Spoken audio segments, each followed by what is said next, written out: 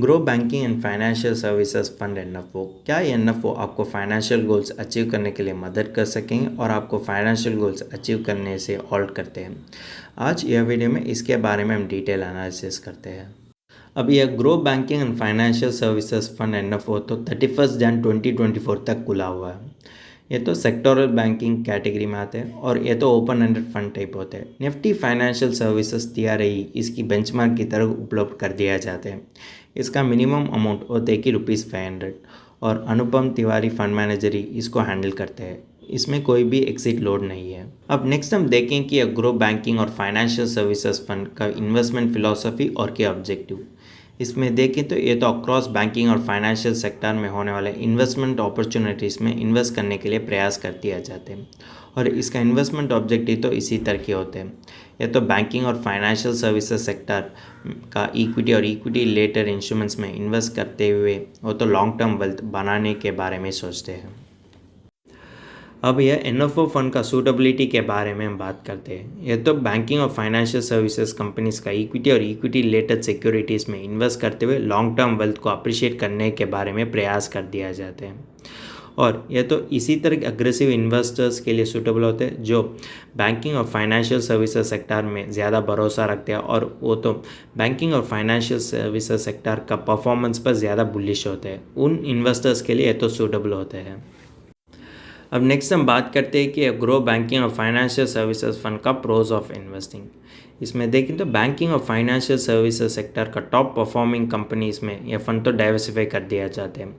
ये तो इन इन्वेस्टर्स के लिए सूटेबल होते हैं जो इन्वेस्टर्स बैंकिंग और फाइनेंशियल सर्विसेज सेक्टर में इन्वेस्ट करने के बारे में सोचते हैं।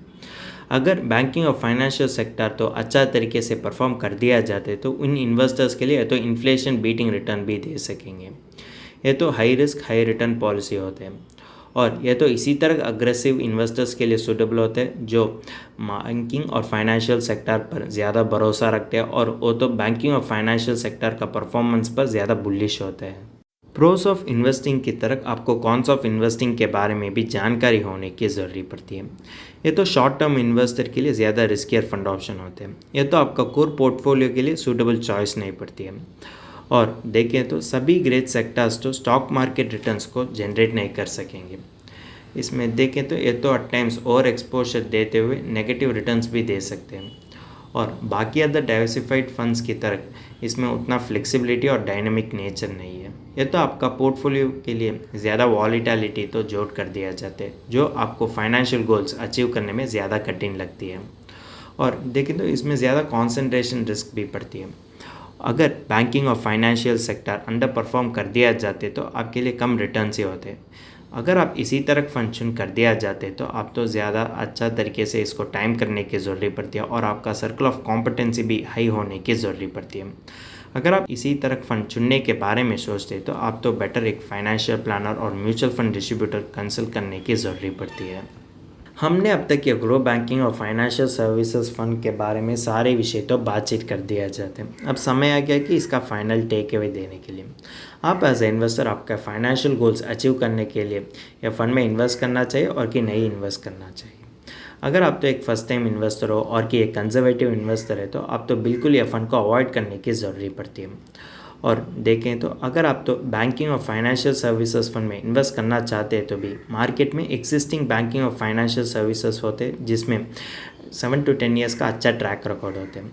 अगर आप उसी तरह फंड चुन कर दिया जाते तो आपको फाइनेंशियल गोल्स अचीव करने में ज़्यादा तरीके से मदद कर सकेंगे और यह तो आपका कोर पोर्टफोलियो के लिए सूटेबल चॉइस नहीं बनती है। अगर आप देखें तो आपको यह जानकारी भी नहीं होते तो कब यह सेक्टर में इन्वेस्ट करना चाहिए और कब यह सेक्टर से बाहर आना चाहिए उस जानकारी नहीं है तो आप तो बिल्कुल यह फंड अवॉइड करने की ज़रूरत पड़ती है। फिर भी जब आप एक इन्वेस्टमेंट डिसीजन लेते हो और इन्वेस्टमेंट स्कीम चुन कर दिया जाते अब तो एक फाइनेंशियल प्लानर और म्यूचुअल फंड डिस्ट्रीब्यूटर की मदद लेने की ज़रूरत पड़ती है क्योंकि यह लोगों तो आपके लिए सभी विषय के बारे में इनपुट्स देते हैं जैसे यह फ़ंड का इन्वेस्टमेंट ऑब्जेक्टिव और आपका पर्सनल इन्वेस्टमेंट ऑब्जेक्टिव सेम होते हैं या नहीं और यह फ़ंड में होने वाले रिस्क और आपका रिस्क अपटेक तो अलाइन होते हैं या नहीं। उसी समय यह फ़ंड तो आपके लिए रेकमेंड कर दिया जाते हैं और ये तो ओवरलैप रेशियो पर भी ध्यान रखते हैं। अगर आप इसी तरह फंड पहले ही इन्वेस्ट कर दिया जाते हैं तो उस समय एक प्रोफेशनल म्यूचुअल फंड डिस्ट्रीब्यूटर और कि एक प्रोफेशनल फाइनेंशियल प्लानर तो ये फंड आपके लिए रेकमेंड नहीं करते हैं। अगर ये फंड आपके पोर्टफोलियो के लिए एक आइडियल चॉइस होते हैं तो भी ये तो इनपुट्स देते हैं कि आप तो कितना अलोकेट करना चाहिए और कितना अलोकेट करने की ज़रूरत पड़ती है अगर आप फाइनेंशियल गोल्स अचीव करना है तो। इसी तरह इनपुट्स एक प्रोफेशनल म्यूचुअल फंड डिस्ट्रीब्यूटर और फाइनेंशियल प्लानर ही आपके लिए दे सकते हैं। अगर तुमको इस टॉपिक में और कोई अदर फाइनेंस और इन्वेस्टमेंट रिलेटेड टॉपिक में संदेह है तो हमारा फाइनेंशियल एक्सपर्ट के साथ अपॉइंटमेंट बुक कर सकता है। अपॉइंटमेंट का लिंक डिस्क्रिप्शन में दिया गया है। और फिर इन्वेस्टमेंट के बारे में और फाइनेंस के बारे में तुमको ज़्यादा बताना चाहिए तो हमारा लाइव वेबिनार अटेंड कर दीजिए। वेबिनार का लिंक भी डिस्क्रिप्शन में दिया गया है। वेबिनार एब्सोल्युटली फ्री है। इस वीडियो तुमको पसंद है तो लाइक कर दीजिए, फ्रेंड्स के साथ शेयर कर दीजिए और ज़रूर सब्सक्राइब कर दीजिए। धन्यवाद।